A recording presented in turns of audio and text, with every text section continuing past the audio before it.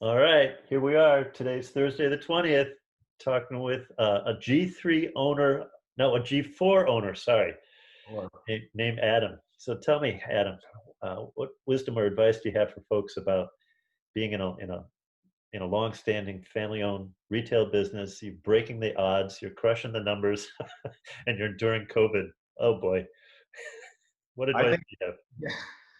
For me, I found that it's really important to stay true to who you are and identify your company's culture and build people that fit that culture, build around that. And I think if you can hold true to what you are as an organization and the product that you can offer to the consumer, and you have people in place that believe in the same things you do, I think the rest will kind of fall into place. So you've probably had turnover as a result in the last 6 months or so of COVID.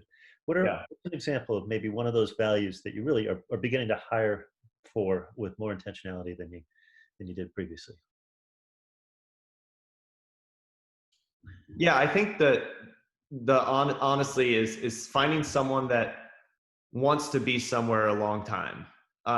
Oftentimes we fall into this trap of needing someone quick Yep. or needing someone just a warm body for a position. But I've found that when you really find someone that wants to be somewhere a long time and values that, Yep. it's going to pay dividends after the hires in place. You probably know that that's true statistically as well. Loyalty is one of the things that people treasure in family-owned businesses. So how are you finding those folks? Maybe are you using temp agencies? How are you finding them? So we have a whole interview template form for our management in terms of when we hire internally. If we're in a position where we need someone quickly, we use temp agencies. We've kind of found which ones work best for us. But what I have done is I've kind of taken the grasp of hiring even from the temp agencies. I've no longer just accepted applicants or people. I've wanted to vet them even further before I agree to have them come into the store. So Mhm. regardless of if it's a temp agency or we're hiring internally, I still want the same applicant that I would look for on, the internal side versus the external temp side. Thanks. That makes sense. And I know that that's one of your biggest expenses is people. I also know that you guys have a store, a physical presence, and then a virtual world, the national accounts and such. And Yeah. you're exploring different markets. Any advice for folks about I don't know, diversifying, innovating? Because sometimes Yeah. G4 does more of that than G3.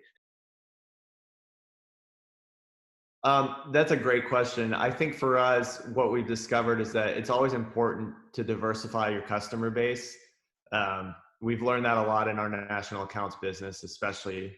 We were heavily weighted in the restaurant sector, and what we've tried to do in adaptation to coronavirus is really target those industries that can be stable and survive through times like this, so that we're not really affected much by this type of event. So, the medical sector, retail sector, um, even retail automotive, anywhere where we can diversify our customer base to help us get through times like this.